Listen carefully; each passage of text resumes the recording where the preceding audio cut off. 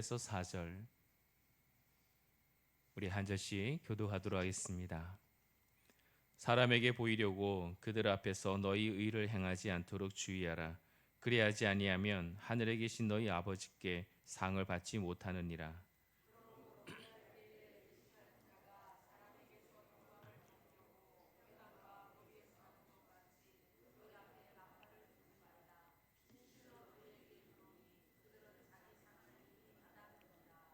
너는 구제할 때 오른손이 하는 것을 왼손이 모르게 하여 내 구제함을 은밀하게 하라. 은밀한 중에 보이시는 너희 아버지께서 갚으시리라.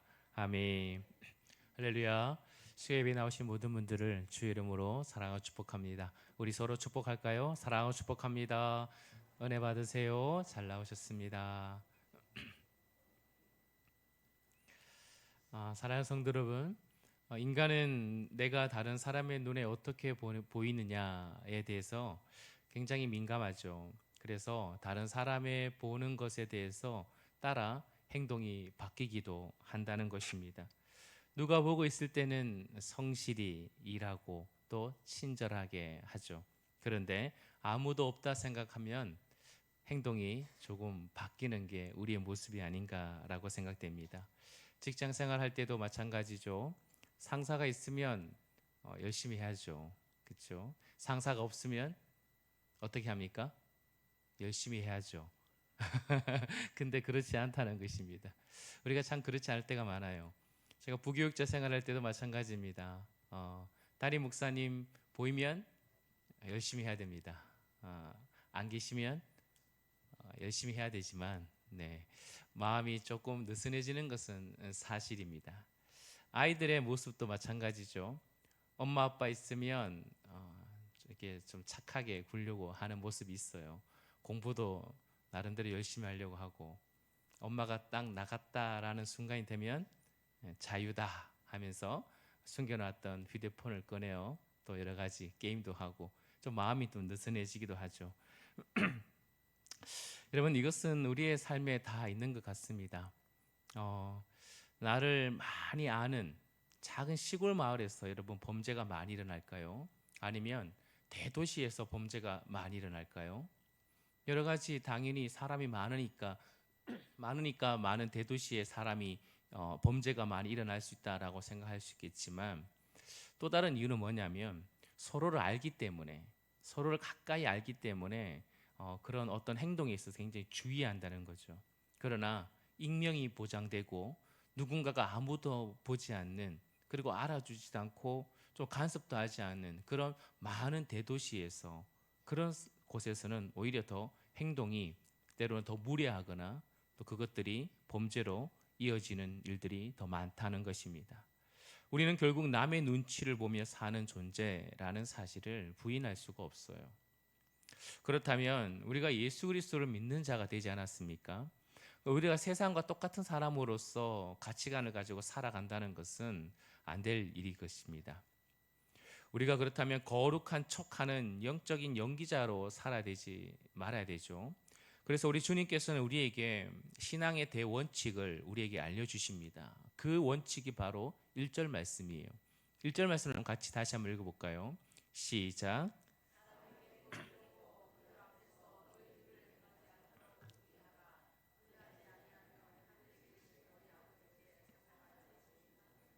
아멘. 예수님 말씀은 좁게는 이제 산상설교 6장 1절에서 18절까지의 성도들이 신앙생활에 있어서의 세 가지 중요한 그런 원칙에 대해서, 원리에 대해서 알려주고 계십니다. 첫 번째는 구제요, 두 번째는 기도요, 세 번째는 금식에 관한 원리입니다. 여러분 잘 아시죠? 구제하십시오라고 말합니다. 그러나 사람에게 보이려고 하지 말고 은밀하게 보시는 하나님 앞에서 구제하십시오. 기도하셔야 됩니다. 그러나 사람에게 보이려고 하지 말고 은밀한 중에 들으시는 바로 하나님 앞에서 기도하십시오. 금식하십시오. 그러나 사람에게 앞에 보이지 말고 은밀하게 보시는 하나님 앞에서 금식하십시오. 라는 이야기를 지금 주님께서는 이어지고 있습니다. 그런 가운데 바로 주님께서는 1절 말씀에 신앙생활의 그리스도의 삶의 대원리가 바로 무엇인가? 그것이 바로 하나님 앞에 사는 사람이 되라라는 것이에요. 누구 앞에서요? 하나님 앞에서 사는 사람이 되라.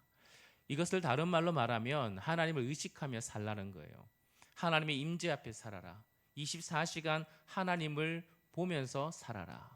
하나님이 너희의 나의 유일한 관객이라고 생각하고 모시고 살아라라고 바꿀 수가 있습니다. 19세기 미국의 전설적인 갑부, 이런 강철 왕 누가 있습니까? 카네기죠, 카네기. 카네기는 본래 스코틀랜드 사람이었습니다.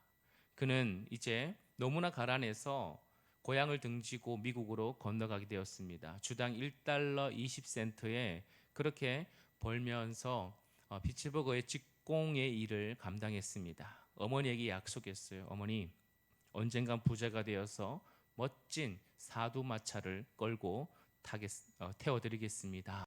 라고 그렇게 이야기했대요. 근데 어머니가 이렇게 얘기했답니다. 뜻밖의 얘기하는 거예요. 얘야, 여기서 사두마차를 탄다고 한들 아무도 우리를 알아보지 않는다. 우리가 고향에 가서 우리가 볼 수 있게 타는 게 중요하단다 라고 얘기하는 거예요. 이 카네기는 그래서 꿈을 꾼 거예요. 어떻게 해요? 내가 고향에 가서 멋진 사두마차를 타고 많은 사람들 앞에 행진하리라. 그래서 마침내 갑부가 되었고 어머니를 모시고 어디서요? 저 고향 땅이, 만약에 여기가 안동이 고향이라면 어디서 붙을까요? 의성부터 사두마차를 끌고 이제 안동으로 오는 거예요. 모든 사람이 볼 수 있을 정도로. 그리고 고향에 와서 도서관을 지어서 헌정했다고 합니다. 평생의 소원을 이룬 거죠. 모르는 사람에게 성공을 보여준 게 아니라 내가 아는 사람들에게 정말 내 성공의 모습을 보여주기를 원했던 카네기의 그런 모습이라고 합니다. 그런데요, 신자는 아니에요. 신자는 자신의 고향에 있는 사람들, 내가 아는 친척들, 자신의 지인들 앞에 자신의 성공을 보여주기 위해 사는 사람들이 아니라는 것입니다. 신자들이 자신의 성공, 자신이 바르게 살았다라는 것을 보여줄 수 있는, 여러분, 유일한 단 한 분이 우리는 하나님이시다라는 것을 우리는 인식하며 살아야 된다는 것입니다. 오직 살아계신 하나님께, 하나님 앞에 내가 바른 삶을 보여주기를 원하는 그런 소원을 가지고 살아야 되는 것이죠. 사랑하는 성도들, 우리가 사람의 눈치를 보지 않고 오직 하나님 한 분만을 의식하며 살아야 되는 이유는 분명합니다. 첫 번째는 뭐냐면 하나님만이 우리의 24시간을 온전히 보시는 분이기 때문에 그렇습니다. 그렇죠? 세상의 관객들은, 사람들은 늘 제한이 되어 있습니다. 상사가 내가 일할 때는 볼 수 있어요. 그렇지 않을 때는 볼 수가 없죠. 친구들도 내가 만날 때만 볼 수 있고, 부모도 마찬가지입니다. 가족도 마찬가지예요. 나의 모든 순간을 볼 수 없습니다. 그러나 우리 하나님은 주무시지도 아니하시고 졸지도 아니하시고 우리를 눈동자같이 살펴보고 있다는 것입니다. 우리가 잠든 밤에도, 홀로 골방에 있을 때에도 하나님은 우리의 모든 순간을 다 보고 계시는 것이에요. 시간의 사각지대는 없습니다. 하나님에게 있어서는. 하나님은 모든 우리의 일거수일투족을 다 보고 계신다는 거예요.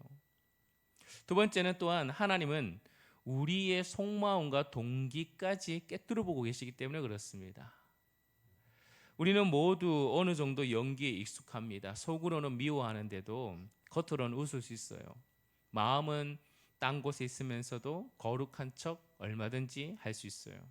그러나 인간의 그런 겉모습은 우리가 누군가에게는 속일 수 있지만 하나님은 속일 수 없다는 것입니다.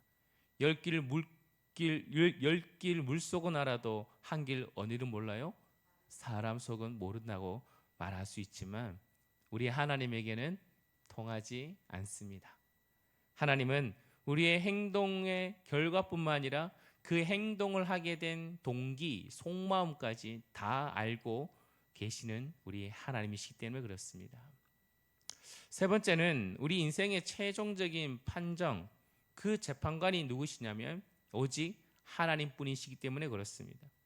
운동 경기 하는 중에 관중이 아무리 야유를 보내거나 한호해도 그 결국 반칙의 여부를 결정하는 사람은 심판관입니다. 심판이에요. 우리 인생에 있어도 여러분 중요합니다. 내가 나를 어떻게 보느냐, 남이 나를 어떻게 보느냐가 중요하지 않습니다. 마지막 날에 우리가 서게 될 심판대가 있어요. 성경에 보면 모든 사람이 그리스도의 심판대 앞에 선다고 합니다. 그때 우리의 결정은 하나님이 나를 어떻게 보느냐에 따라 결정된다는 것입니다. 하나님이 우리의 최종적인 재판관이시라는 사실이라는 것이에요. 그러므로 우리는 사람의 눈치를 보지 않고 하나님의 눈치를 보며 살아야 되는 거예요. 여러분, 그러나 여기서 오해하지 말아야 될 것은 사람에게 보이지 말아야 한다라고 말하는 것을 통해서 사람들에게 함부로 대하거나 선한 일을 무조건 은밀하게 감추라는 말도 아니죠. 여러분, 마태복음 5장 16절 우리가 지나온 말씀이지만 예수님께서 하신 말씀이 있습니다. 너희 빛이 사람 앞에 비치게 하여 그들로 너희 착한 행실을 보고 하늘에 계신 너희 아버지께 영광을 돌리게 하라 그랬어요. 너희 빛이 사람에게 비치게 하라라고 말씀하고 있는 것입니다. 그러니 여러분, 이 말씀과 오늘의 말씀은 여러분 모순되지 않습니다. 중요한 것이 뭐냐면, 핵심이 뭐냐면 바로 동기라는 거예요. 동기가 중요하다. 네가 은밀하게 할 수도 있고 하나님이 모든 것을 지켜보는 가운데 은밀하게 하나님 앞에 할 수도 있고 또 사람에게 빛을 비춰서 할 수도 있다. 그러나 중요한 것은 동기. 이것은 사람에게 인정받고 칭찬받으려는 목적으로 열심히 하는 것과 하나님의 영광을 위해 열심히 일하다 보니까 드러나는 것과는 완전히 다른 이야기다라는 것을 말해주고 있는 것입니다. 하나님 앞에서 산다는 것은 결국 자신의 영광이 아니라 하나님의 영광을 구하는 삶이다라는 것을 우리에게 말해주고 있죠. 나의 명예를 구하는 삶이 아니라 하나님의 명예를 위한 삶. 나의 행동을 하나님께서 어떻게 생각할까? 하나님은 어떻게 판단하실까라고 생각하며 모든 것이 하나님 앞에서 내가 어떻게 살아야 되는가라는 것을 고민하며 그 순수한 동기로 우리가 행해야 된다라는 것이에요. 예배를 볼까요? 예배에 적용해 볼까요? 여러분, 예배는 하나님으로부터 은혜 받는 시간입니다. 그러면서 동시에 우리가 하나님께 드리는 예배의 행위를 가지고 하나님만을 우리가 주목하는 시간입니다. 그리고 또 하나 무엇입니까? 하나님께서만 우리를 보고 있는 시간이라는 것이에요. 우리는 하나님만 보고 있고 또 하나님은 우리를 보고 계시다라는 것이에요. 여러분, 그렇다면 이 자리에 앉아 있는 것이 중요한 것이 아니라 여러분의 마음에 이 예배, 나의 지금 예배를 드리는 유일한 나의 관객은 바로 우리의 하나님이시다라는 것을 여러분 인식하며 예배를 드리고 있냐는 거예요. 하나님만이 내가 지금 나를 보고 계시고 나는 지금 하나님만을 내 중심의 동기, 내 중심의 마음을 가지고 하나님께 예배드리고 있느냐라는 것이 중요한 거예요. 하나님은 바로 그것을 받기를 원하십니다.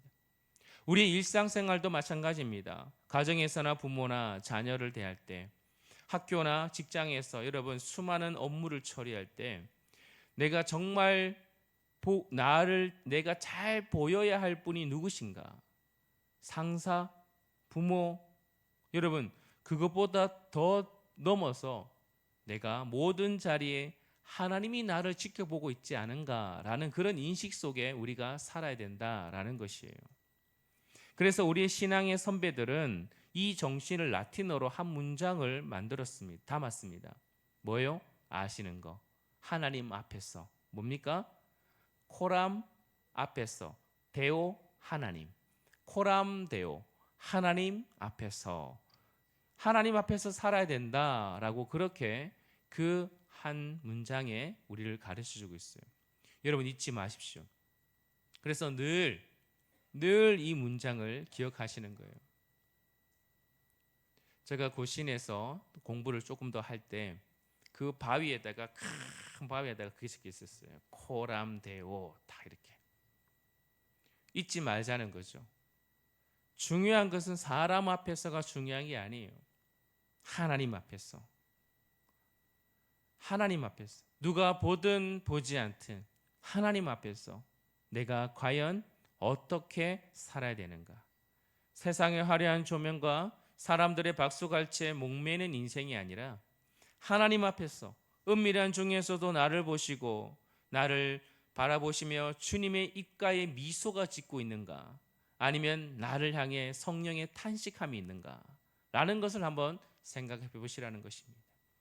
우리 아이들도 마찬가지입니다. 아이들이 이곳에 있지만 부모 앞에서가 아니에요. 부모 앞에서 눈 가리고 아웅하는 게 아니에요. 하나님 앞에서 나는 어떻게 정직하게, 어떻게 내 삶의 자리에 학생으로서 또 자녀로서의 그런 삶을 살아낼 수 있을까?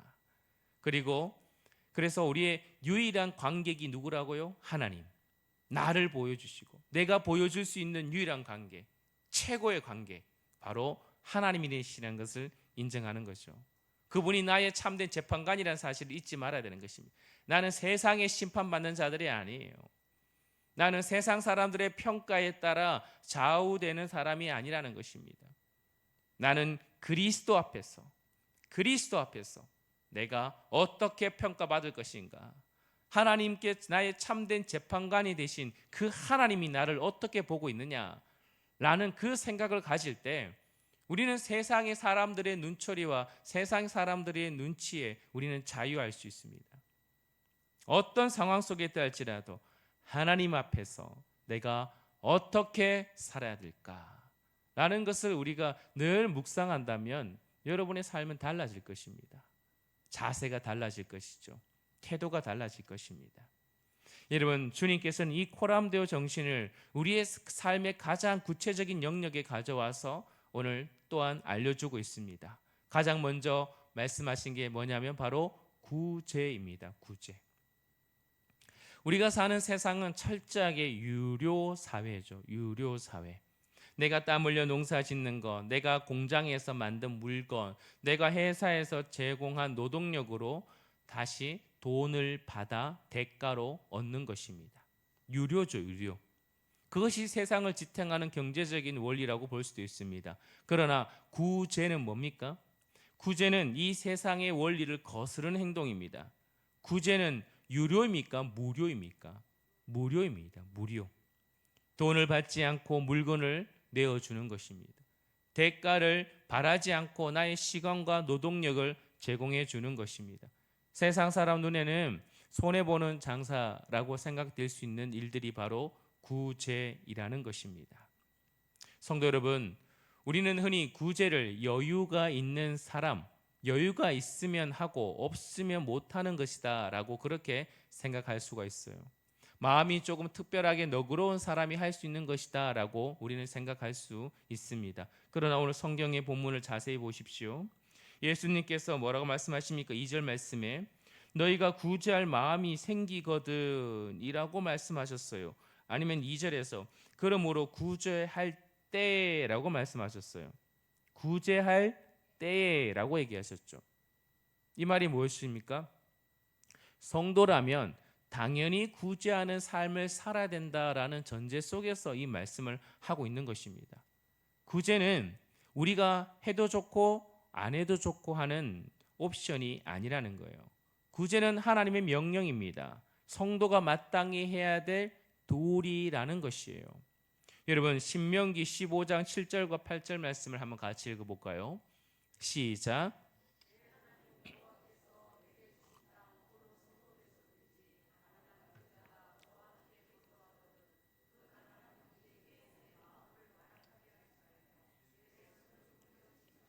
그렇죠. 내 손을 펴서 그에게 필요한 대로 쓸 것을 넉넉히 구워주라 라고 말씀하고 있어요. 손 오므리지 마라. 마음 완악하게 하지 마라. 손 뭐라고요? 펴라 라고 말씀하고 있어요. 잠언서 14장 21절 말씀 시작. 빈곤한 자를 불쌍히 여긴 자는 복이 있느니라. 잠언서 19장 17절 말씀도 볼까요? 시작. 가난한 자를 불쌍히 여기는 것은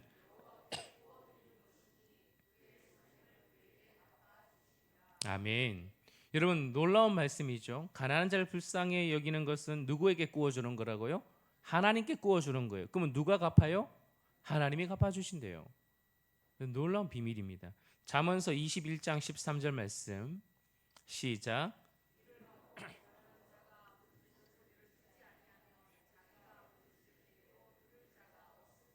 아멘. 한마디로 뭡니까? 구제하는 삶. 구제하는 삶은 마땅히 해야 된다는 것입니다. 구제하지 않는 삶을 살아간다는 것은 하나님의 백성의 삶이 또한 아니라라는 것입니다. 문제는 구제는 마땅히 해야 되는 거예요. 여러분 여기에 대해서 여러분 우리가 의심하면 안 됩니다. 구제를 해야 됩니까? 말아야 됩니까? 교회가 구제를 해야 됩니까? 말아야 됩니까? 이거는 고민할 문제가 아니라는 것입니다. 구제는 마땅히 해야 되는 것입니다. 교회가 하든 내가 하든 성도의 삶은 마땅히 구제를 해야 되는 것이에요. 문제는 뭐라고요? 문제는 바로 어떤 동기로 구제를 하느냐라는 것을 지금 그것을 다루고 있는 것입니다. 아무리 구제를 많이 하고 아무리 많은 것을 베풀어 주고 큰 금액을 여러분 나눠준다 할지라도 동기가 잘못되면 하나님 앞에서 올바른 구제가 아니다라는 것이죠. 여러분 세상은 동기를 묻지 않아요. 그렇죠? 세상은 많이 기부하면 많이 기부한 대로 그 사람들의 또 나름대로 순위를 매기고 있어요. 또 다른 클래스, 이 정도 기부한 사람, 100만 달러 기부한 사람, 수억을 기부한 사람끼리에 또 그 안에 그룹을 줘가지고 또 그 다음에는 뭐 10만 달러 아니면 그 다음에 얼마 기부한 사람, 심지어 기부한 사람들끼리의 순위도 매기고 있어요. 그러나 동기는 묻지 않습니다. 그들이 어떤 마음으로 구제를 했든 어떤 마음으로 기부를 했든 그건 중요하지 않아요. 그러나 주님은 이렇게 말씀하십니다. 마태복음 6장 2절 말씀을 한번 같이 다시 한번 읽어볼까요? 시작.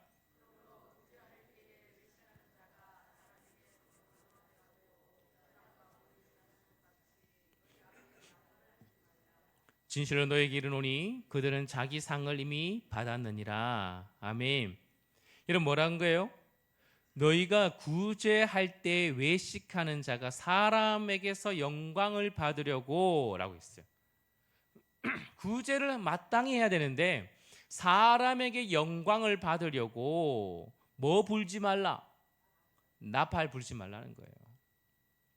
여러분 나팔을 왜 불까요? 외식하는 사람이 나팔을 왜 불까요? 구제하는 일에 있어서 여러분 가난한 자를 모아야 될 거 아닙니까? 그래서 막 나팔을 부는 거예요. 우리 구제한다. 우리 여기 오십시오 하면 뭐예요? 와서 쫙 와가지고 이제 그런 사람들이 이제 그 구제의 물품을 받을 수 있도록. 여러 가지 이유가 있을 수 있어요. 나팔을 분다는 것은. 어떤 사람은 뭐예요? 좋은 선한 의도로 하는 사람도 있다고 말합니다. 내가 한 운동선수가 이런 게 있었어요. 한 운동선수가 열심히 운동하면서 좋은 일에 기부를 하잖아요. 그런 것들을 광고로 하는 거예요. 여러분 대구에서 세계 운동 선수권 대회가 있었죠. 그렇죠? 기억나십니까? 한참 오래전이에요. 제가 사역을 하다가 거기서 선수들을 중심으로 사역하는 그 목사님을 만났어요. 그 목사님과 대화를 하는데 그 목사님의 사역이 뭐냐면 선수들을요.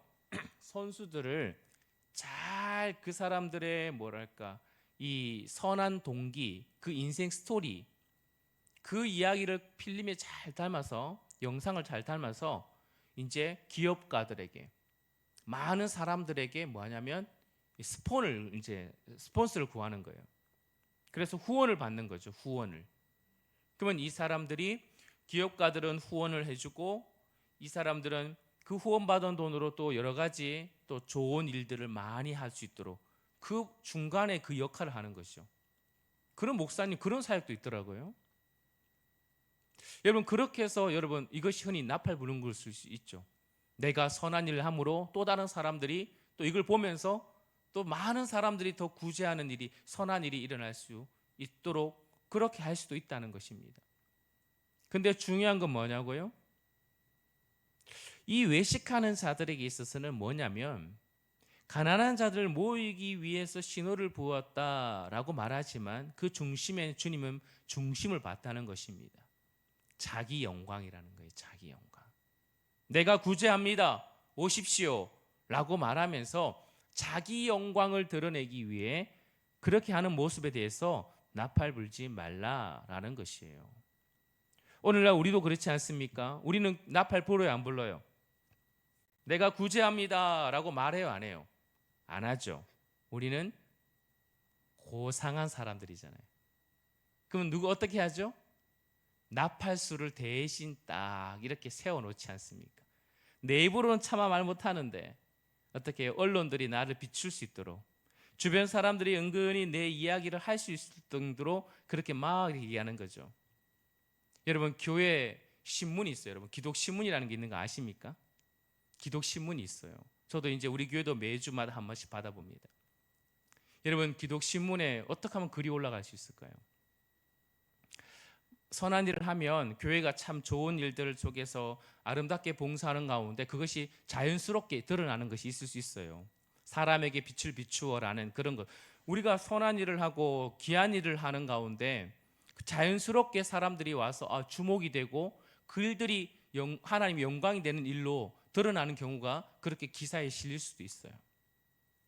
또 다른 경우는 어떤 줄 아십니까? 전화해서 부르면 됩니다.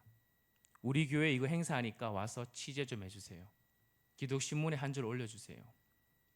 그러면 또 올라갈 수 있어요.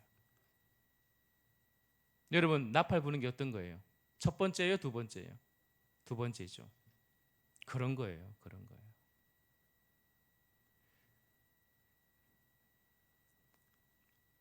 우리의 본성은 참 이처럼 부패하고 망가졌습니다. 가장 거룩한 일, 하나님이 마땅히 해야 될 일, 그 구제에서조차도 우리는 죄 가운데 있는 그 본성이 툭 튀어나오는 거예요. 하나님의 영광을 위해, 하나님의 뜻을 위해, 하나님의 말씀을 그대로 순종하기 위한 그 구제의 일에 있어도 뭐예요? 그것을 나의 기쁨의 도구로 삼으려고 하는 죄성이 우리에게 있다는 것입니다. 교회에 뭔가 열심히 찬조하고 열심히 헌신하고 그렇게 일을 하는 가운데 누군가를 기쁘게 도와주는 일 가운데 여러분, 우리 마음에 뭐가 있어요? 인사를 꼭 받고 싶어요. 내가 이렇게 했는데 하며 주보 광고 한번 안 올려주면 마음이 상심이 될 때가 너무나 많다는 것입니다. 우리의 모습이죠. 우리의 모습이죠. 아무도 알아주지 않는 것을 우리는 참지 못해요. 왜 나를 몰라주지? 지금은 그러면서 아무도 모르게 해주세요라고 말을 하고 있지만 결국 그 마음속에 우리의 죄된 본성은 다 그렇진 않습니다, 여러분들. 우리의 죄된 본성 가운데 어떤 마음이 있냐면 지금은 몰라줘도 나중에 자연히 드러나겠지라는 그런 본성이 우리에게 있다라는 것입니다. 오늘 제가 우연히 그냥 카톡을 받았어요. 전화를 받았어요. 어제도 그렇고 오늘도 카톡을 받았어요. 뭐냐면 목사님, 다른 교회 목사님이셨습니다. 설 명절날 떡국과 이걸 잘 받았습니다. 이렇게 연락이 오는 거예요. 제가 할 말이 없는 거예요. 네, 목사님 즐거운 명절 보내세요. 저는 보내지 않았거든요. 가만히 생각해 보니까 우리 이 여전도회가 이렇게 말하는 것도 나팔 부는 건지 모르겠지만 우리 이 여전도회가 제가 지금은 추측입니다. 제가 확실은 모르겠지만 그 여전도회가 전에부터 한 번씩 그렇게 이제 미자립 교회를 섬겨 왔다는 것을 제가 알고 있어요. 그래서 제가 확신치 모르지만 아마 우리 전도회에서 그렇게 조용히 정말 은밀하게 그 지역에 있는 목사님들을 섬겼다라고 생각이 들었어요. 그러니까 제가 받을 인사는 아닌데 그 인사를 받게 되는 거죠. 이렇게 드러나지 않고 선하게 하는 그런 구제도 있을 수 있습니다. 그러나 우리의 본성에 있어서는 참 이 남이 알아주지 않는 것, 이것이 드러나지 않는 것, 이것에 대해서는 참지 못하는 그런 모습이 있죠. 사랑하는 우리 성도 여러분, 그렇다면 주님이 원하시는 바른 구제는 뭔가라는 것을 한번 우리가 살펴볼 필요가 있어요. 3절과 4절 말씀을 같이 읽어볼까요? 3절과 4절 시작.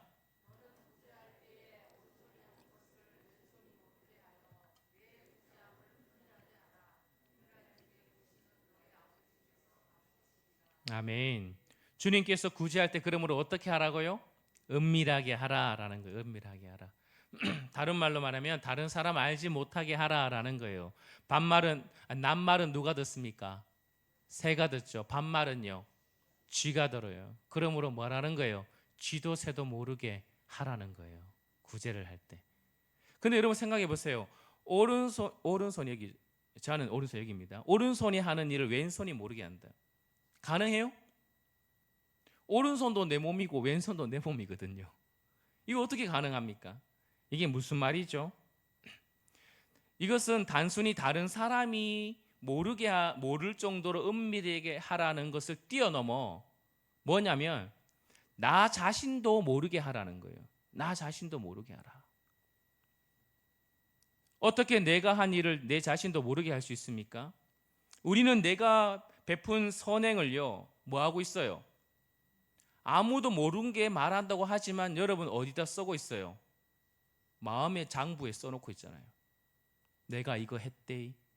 내 마음에 막 철필로 쓰고 있어요. 내가 이거 했다. 내가 뭐 했다. 교회를 위해서 뭐 했다. 내가 남을 위해서 뭐 했다. 이웃을 뭐 해서 뭐 했다. 하면서 철저하게 내 마음의 장부를 써놓고 있죠. 그러면서 뭐 합니까? 남들은 몰라도 그래도 내 마음에 뿌듯한 게 있어요. 나 좀 괜찮은 사람인데, 나 좀 다른 사람인데 라는 그런 자기 만족에 빠질 수 있다는 것입니다. 주님이 원하시는 것은 뭐예요? 그런 자기 위안, 자기 의의 장부를 뭐하라? 찢어버려라. 너 자신도 뭐하라고요? 모르게 하라. 네 마음의 장부에 새겨놓지 말고 은밀하게 행하라. 네 스스로 높이는 일을 하지 말라라는 것이에요. 여러분, 내가 선한 것을 하는 것이 아니죠. 나에게 먼저 베풀어 주신 하나님의 선하심을 드러나게 하는 것이 구제라는 사실을 잊지 말라는 거예요. 하나님께 공짜로 나에게 그 놀라운 생명과 은혜와 내 모든 삶의 필요를 채워줬다면, 거저 받은 것이라면 거저 주는 게 마땅하다라는 것이 바로 우리가 오른손이 왼손이 모르게 하는 것이다 라고 말씀해 주고 있는 것입니다.